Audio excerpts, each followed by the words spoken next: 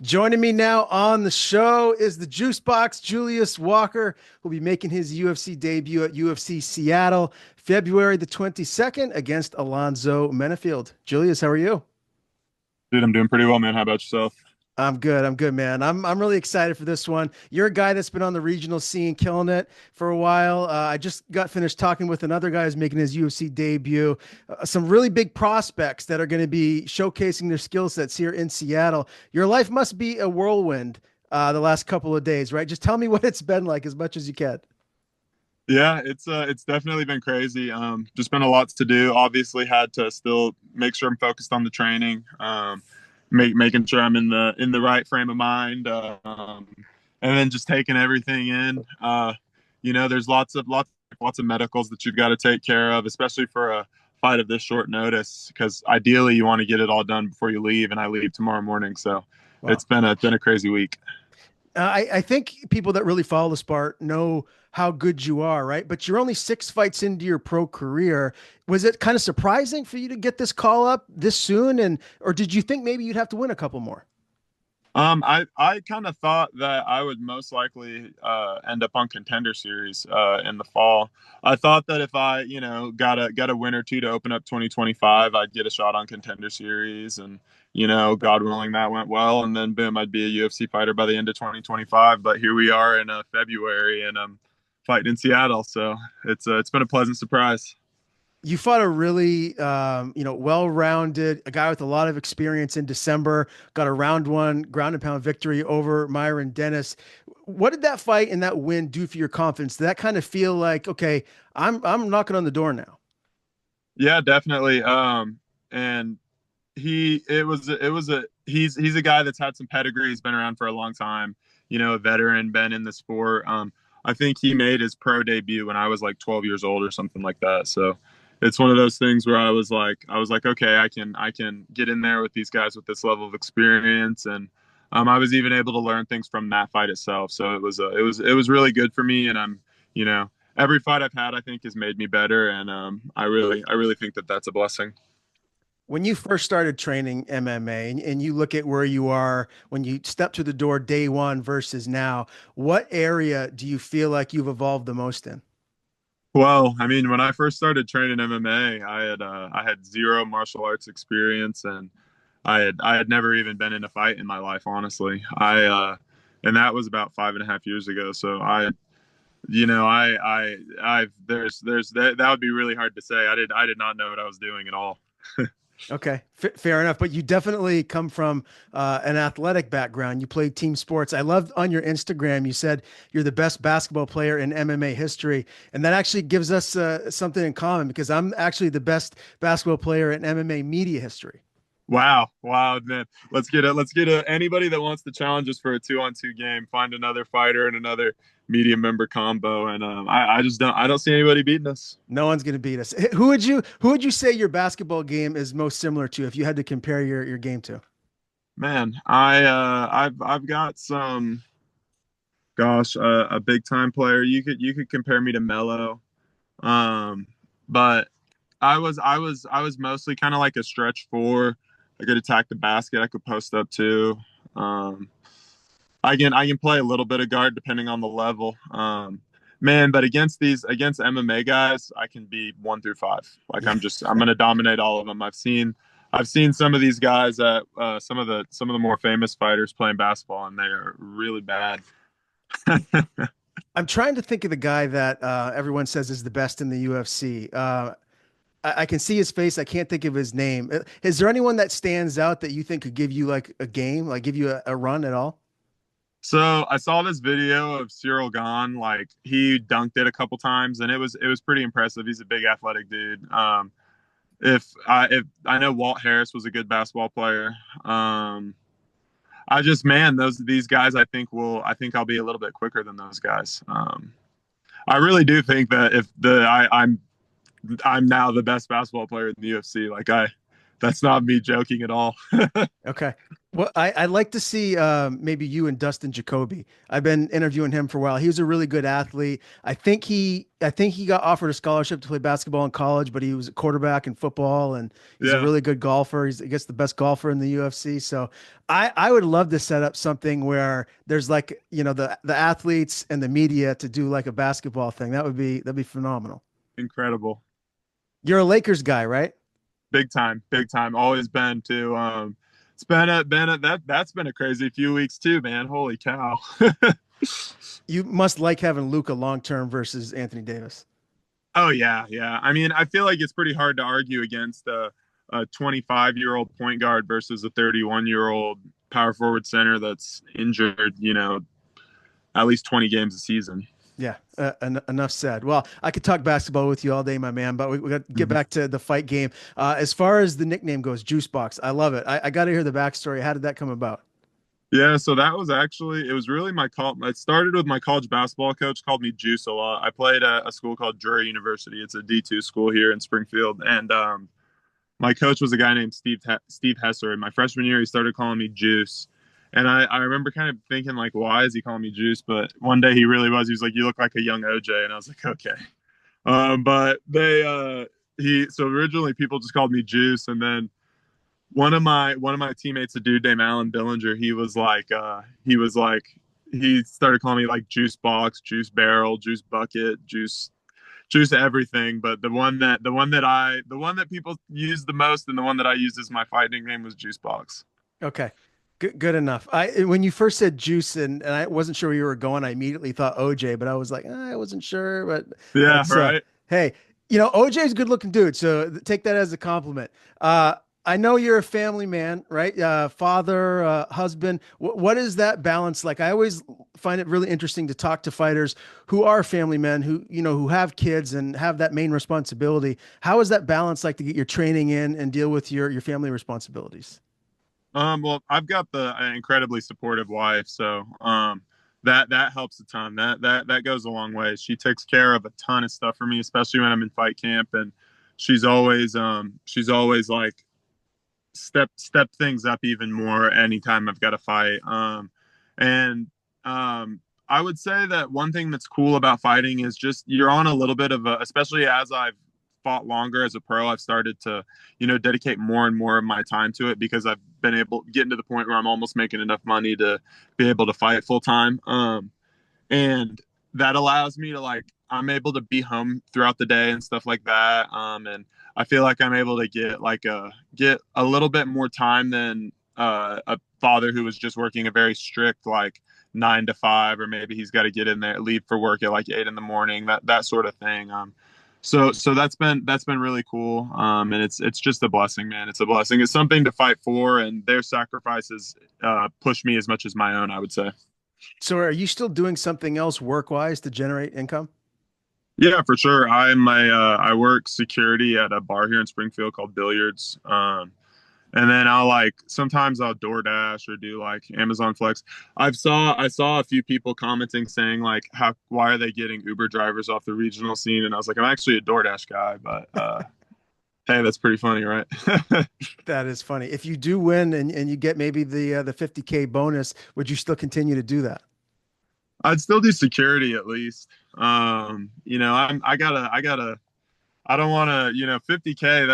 That's good money and everything, and I'd have good money, but I gotta be financially smart. Smart. All these athletes go broke, and I don't want to go broke and be one of those guys. Understood. That makes a lot of sense, man. Tell me, camp to get ready for Alonzo. I did see that you were at Extreme Couture recently. Who did you Mhm. mix it up with there? I got some rounds in with Ebo Aslan. Got a sparring round in with him. I sparred with Shabazi. It was a good time. Worked with Carl Williams. He was up there.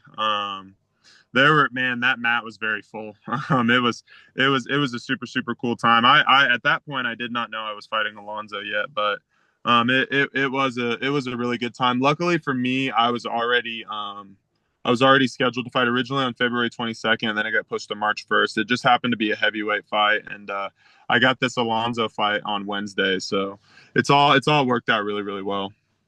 As far as getting down to 205, what's the weight at today? What was the weight at when you first found out? Right now I'm like 222, 223.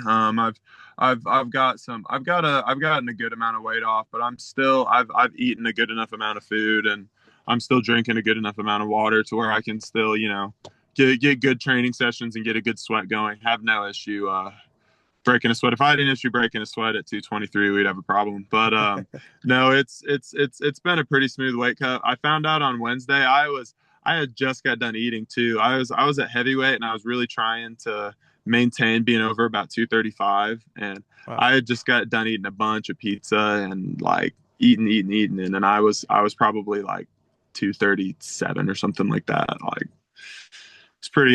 I wasn't chunky, but I was just there's been a lot of carbs and glucose and excess bloat just flushed out real quick. Just because I've been it's one of those things. I'll make weight good. It'll be smooth. Okay, I have no doubt. As far as fighting at 205 versus heavyweight in the UFC, what is your thought process on that? Would you prefer to just stick to one or the other, or would you take a fight at heavyweight if the right matchup came about? Yeah, I mean, I figure that I'll probably be a 205er in the UFC. I would be surprised if I ever had heavyweight fights, but if it's kind of it's up to them. They ask me to do something, I'll do it. There's as somebody in my position of my career, I don't think that I'm at a point in my career where I can just be dictating things. I've got to show up and prove that I belong there, and then I can start asking for stuff. But I'd say I'd like to mainly be a 205er. Okay, understood that. As far as Alonzo Menifield goes, I think it's safe to say that this is your toughest fight to date, right? But why? What is it that he brings to the table that makes it that? He's very explosive. He's very strong. He hits hard. I think those are really his best qualities. He's very proficient in all areas of the sport. Like so, I don't think he's one of those guys where it's not like, oh well, if you get him on the ground, you'll be good, or if you keep it standing, you'll be good, because he's a solid guy everywhere. But I do think that there are some things to him that make it a good matchup for me. And it's a really good opportunity. You know what I mean? It's one of those opportunities that you can't pass up. And he's an older guy. Lost his last few fights. So we'll see what happens. I'm glad you mentioned that too, because you're still a pretty young guy. He's 37. Do you feel like he's still in his prime, or is he past his prime now? Are you catching him at a time where maybe you're getting a diminished version of Alonzo Menifield? I'd say that's an Alonzo question, and we'll find out on Saturday. But he's been fighting the best guys in the sport, so I don't think it's necessarily a knock on him to have even lost to the last few guys that he's lost to with the pedigree that they come from. So I definitely think that we'll find out. With him being matched up with somebody like myself, we'll find out pretty quickly. With him losing two in a row, I think it's safe to say too that like he's going to give the best version of himself. He probably feels like his back is against the wall. You're a UFC debuting guy. He probably feels the need to not just beat you but finish you. Do you feel like he's Mhm. going to come out hot in this fight and really try and spark you? Yeah, I mean, I would expect so. If I was him, that's what I would do. I think it's something I should be able to handle. I fought quite a few guys, and nobody's stopped me yet. So I guess we'll see if he's capable of doing that. Do you think this fight is going to take place primarily on the feet, be a striking match, or do you anticipate maybe it will hit the ground? Oh,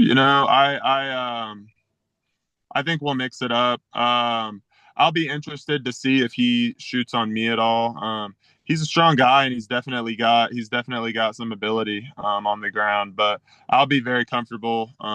Ideally, I'll be very comfortable wherever the fight goes. You know what I mean? If he wants to grapple, we can grapple. If he wants to strike, we can strike. And if I want to grapple, then we'll grapple. Like I said, he has been finished twice in a row now, both by strikes. Do you make it three in a row? Do you have an official prediction for me? I do think that I'm a finisher in general. If you look at my whole record, amateur and pro, I've only had one fight that I won that I did not finish the fight. And in that fight, I dislocated my shoulder 40 seconds into it. So I'm definitely a finisher. I see myself getting a finish in the second round in this fight. I love it. You know, the betters, there's a lot of people that love betting in MMA. I'm not sure if you were aware of that, but they like hearing that kind Really? of stuff, Julius. Yeah, hey, I don't think I'm supposed to say stuff about betting. Yeah. I gotta figure that one out. Yeah, yeah. Well, you just can't bet. That's what it comes down to. You just can't make any bets yourself, but Oh, you can I talk would about the never. lines. Yeah, absolutely. Can you tell me what the walkout song is? I always love it when fighters are in their zone making the walkout and they choose music that's special to them. Do you have that chosen yet?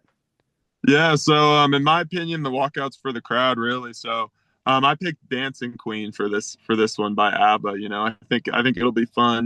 Give the people. I'm opening up the main card. Gonna be the first guy walking out for the main card. So I'll have them throw on some Dancing Queen, and we'll all have a good time. I love it. Have you ever walked out to that before? Yeah, I walked out to that when I fought Bavon Lewis in this past November. It was in my hometown, and it got a good reaction for sure. I considered doing "Smells Like Teen Spirit" with it being in Seattle and Mm, Nirvana being from Seattle, but I changed it up to "Dancing Queen" at the last minute. okay. I'm a big Soundgarden guy. So I was gonna, if you were gonna go grunge, go alternative, I was gonna suggest something from Soundgarden. I don't know if you've heard of them before. You broke up a little bit at the end there, but dude, I went back and forth, but I stuck with ABBA. I've walked out to a few ABBA songs. I walked out to "Take a Chance on Me" for my last fight. So Okay. I love it, man. Last thing for me before we get you out of here, as far as corners go, who will you have in your fight corner, and how do you think your emotions are going to be, Julius, when you actually make that walk? yeah, so in my corner, I'm gonna have Brad Montgomery, the head MMA coach at my gym, Team Fusion. I'm gonna have Will Grover, my boxing coach. He's one of the best professional boxers to ever come out of Springfield, Missouri. And then I'm gonna have Austin Clem, black belt in jiu-jitsu, and the cerebral assassin. He's gonna have me nice and game planned and ready to go. Another guy from Team Fusion. So we've got a good team leading me out there. And what was the other part of the question? I forgot. Just the emotions, right? I mean, obviously anyone that gets into this sport wants to make it to the UFC. And so now here you are. Like, what do you think your emotions are going to be like when you're actually making that walk and the fans are going crazy watching you step into the octagon for the first time? Man, I'm gonna soak it all in, but I've got to keep the focus, man. I don't want to let that stage get to me. And and in playing basketball in college, we played in front of some pretty solid crowds. We didn't ever play in front of 17,000 people, but I played in front of about 5,000 ish people, and it was packed out in there. So, I'm gonna try to just keep maintain an even keel, stay focused, not let that moment get to me and make me do anything stupid. Okay, fair enough. Well, Julius, I appreciate the time today. Best of skill come fight night, February the 22nd at UFC Seattle. Hopefully, we can chat again down the line. But before we do sign off, I want to give you the floor. If you have anything you want to plug, anyone you want to thank, the floor is yours. Hey, I appreciate you, brother. Shout out to my beautiful wife and my two daughters. Wouldn't be here without them. Shout out to my whole family, my team, my coaches, my sponsors. You guys know who you are. Definitely would not be here without you guys. It's been a really cool week, and I really appreciate everybody. The Springfield, Missouri, and Southwest Missouri MMA community. Appreciate all you guys for helping me out a lot. And if you guys want to follow me, you can follow me on Instagram at your favorite juice underscore box. And then you can follow me on Twitter at your fave juice box because I'm your favorite juice box.